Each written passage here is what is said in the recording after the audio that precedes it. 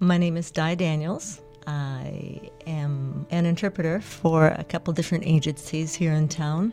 I also facilitate a multicultural health coalition called Salud.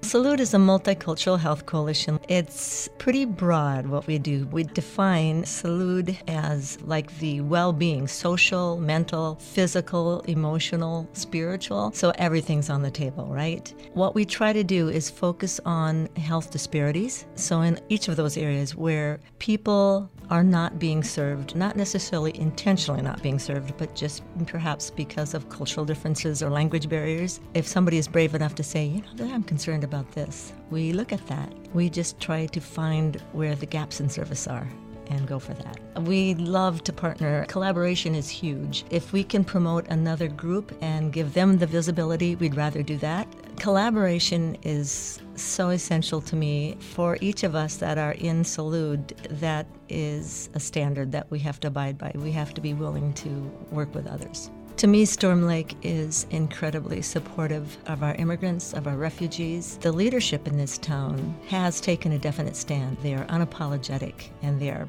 proud of the diversity. And in fact, I think that's why Salud came together so easily. There were so many people wanting to make this community work. So I'd say we've got a core group of about 20 people. All of them are just keenly interested in the health and well-being of all the members of Storm Lake. I think the faith community has the potential for being a powerful voice. In order to be that powerful voice, those that are our spiritual leaders are going to have to be brave and step outside of a comfortable platform. That's what would be my hope for this community, that there would be a brave voice coming from those spiritual leaders. We had a gathering for people who are feeling somewhat frustrated or fearful or confused about where our nation is right now in regard to immigration. Knowing that there was so little that we can do at this point, we thought what we could do is show that we stand with them, knowing them by name, not knowing them as a category,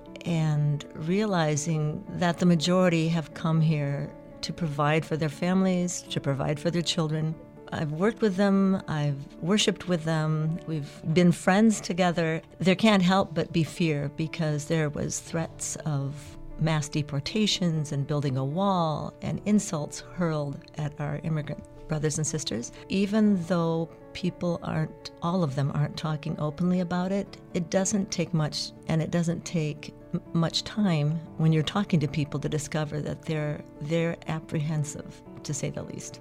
I think it's a really interesting question to ask yourself, what can we do? For those of us who are not immigrants or are refugees, I think the first thing that we have to do is educate ourselves. And that means it's nice if we try to explore where they came from and what their stories are. It does take the hard work of trying to understand this complicated immigration system and how broken it is. But it's also simple work.